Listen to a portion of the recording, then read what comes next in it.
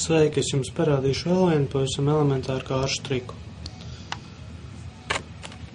Tātad mēs paņemam, iedod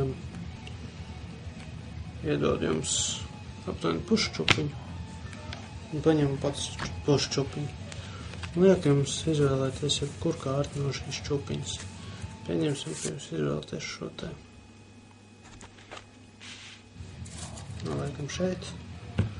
Tagad es izvēlēs šos savējo.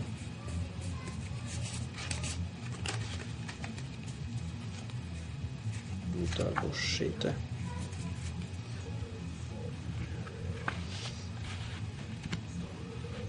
Tagad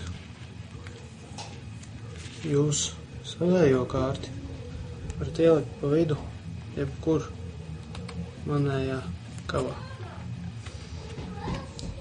Varat ielikt arī manu kārti savā kavā, jebkur pa vidu. Tagad jums ir arī uzdevums pārcelt šo kavu šādi uz pusēm aptuveni un uzlikt augšā. Un šo es paņemšu, palikšu apakšā.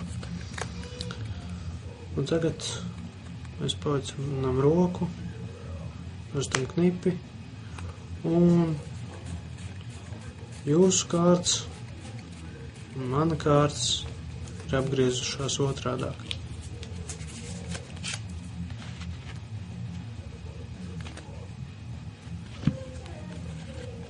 Paldies, ceru, ka patika. Tātad es jums parādīšu triku, ko nu pat veicu. Tātad jūs iedodat aptuveni pušķupiņu tam, kam jūs rādat šo triku. Kamēr viņš izvēlās savu kārti, tikmēr jūs ātri izdariet šādi. Jūs paņemiet augšējo kārti, apgrieziet otrādi. Tā arī būs jūsu kārts. Pīķkungs šajā gadījumā. Apgrieziet viņu otrādi, uzlieciet augšā. Un paņemiet jebkādu kārti, kurai nav nozīmes. Nolieciet viņu tur. Un tagad, kad viņš būs izvēlējies savējo kārti, viņš viņu noliks šādi, lai jūs neredzat, kas tā ir pa kārtu, un šo šeit. Tagad jūs viņam teiksiet, lai ieliek savu kārti manā čupiņā. Bet jums jābūt uzmanīgam, lai nepamanā, ka kārts ir otrādāk. Jums ir jāpaņem čupiņu kārtīgi, cieši, jāļauj ielikt kārts pa vidu.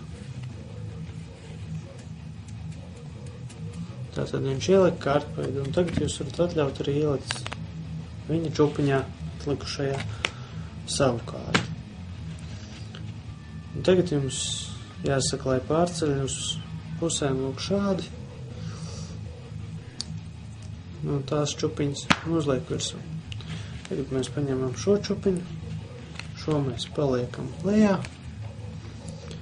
Un tagad viss, kas mums ir jāizdara, ir jāatrod apgrieztās kārtas.